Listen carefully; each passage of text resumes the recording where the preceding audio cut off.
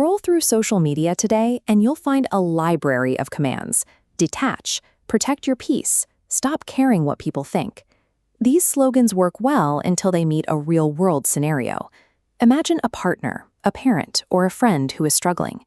Their needs slowly migrate to the center of your life, demanding your time, your money, and your emotional stability. You find yourself agreeing to things you want to refuse. You ignore your own intuition to keep the peace. You become an expert at managing their emotions, while your own energy reserves hit zero. When you finally try to apply that internet advice and set a boundary, the promised peace doesn't arrive. Instead, you feel a crushing wave of guilt. Your body reacts with a level of fear that feels totally out of proportion to the situation. This friction exists because pop culture detachment overlooks our biology.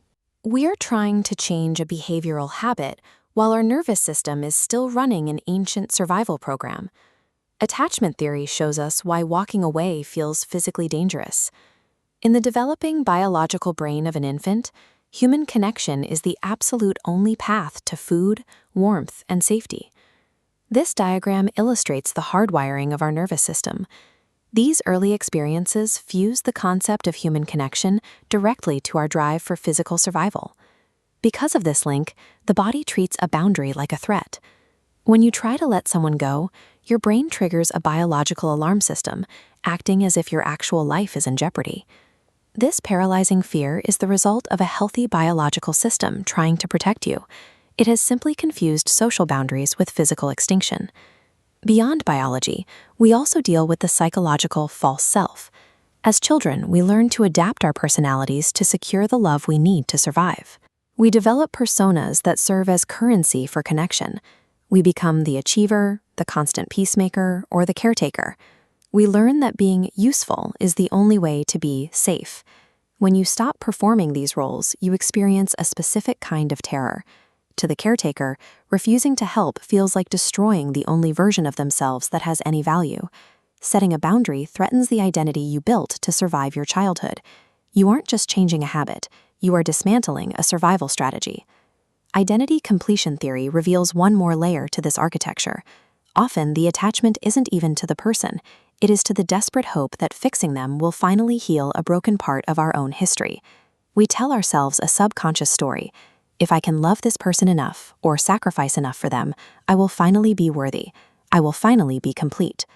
Letting go forces us to grieve the future we imagined.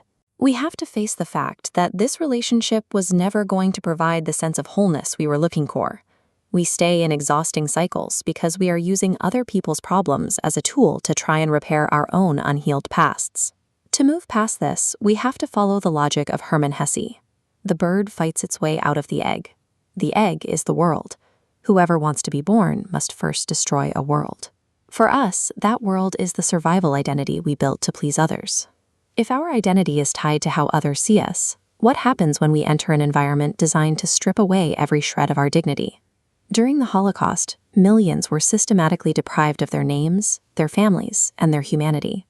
Viktor Frankl survived that environment and realized that even when everything is taken, a final freedom remains.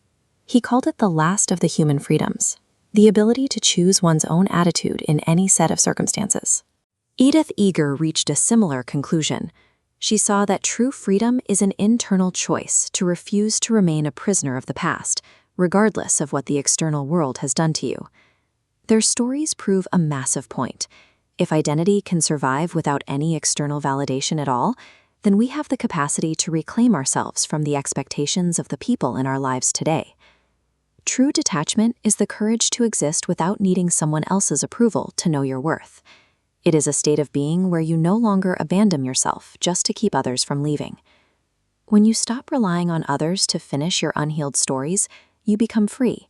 You can love people for who they are, rather than for how you hope they will complete you.